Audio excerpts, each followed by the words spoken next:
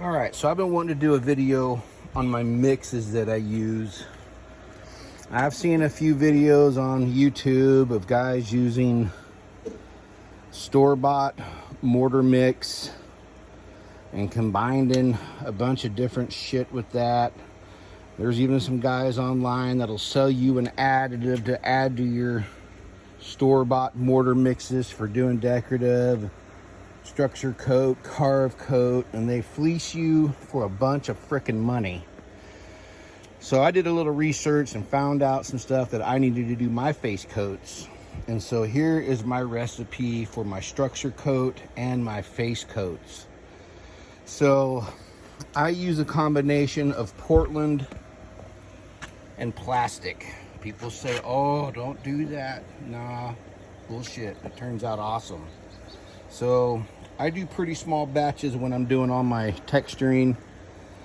So what I do in a batch is I'll do a 5-gallon bucket of Portland, about a third of a bucket of plastic, and then I also add a couple, about 24 to 30 ounces of actually about 60 ounces. I do two measuring cups, these measuring cups of the clay. I also use some concrete bonding adhesive, and I also use a concrete acrylic bonding fortifier. I do about 32 ounces of each into my mix. And then in my sand, I use clean washed sand, silver sand, and I do 2 different grits. I do a 20 grit and a 30 grit. For a tighter mud mix. Less air pockets you can have in your mud, the better.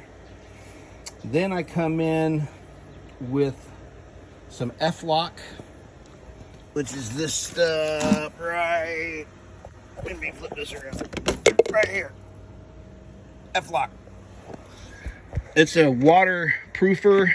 It stops all efflorescence. It stops all of that white shit bleeding through your mortar when you're done. Then I also use a water reducer from Euclid.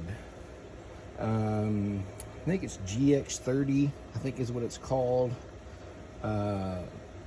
It's a water reducer and a retardant, which slows down my curing process. I use probably almost half the water. Not quite half, but pretty close to half the water in my mix. And then, depending if I'm doing structure coat or if I'm doing my finish coat, if I'm doing structure coat, I add this real heavy fiber. This shit's almost like pine needles.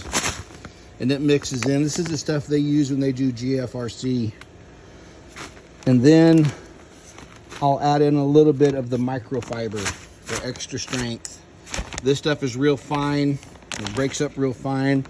The only difference in my face coat mix is I only add this fiber. I don't add the heavy fiber. This fiber breaks up and blends in so well. It textures well. You can carve with it and everything else. And when I'm done, this is what my mud looks like. Man, it's almost like clay. This is what you want. It'll stick to where you put it. Look how sticky. Look how sticky. Sticky, sticky, sticky mud. That's what we like.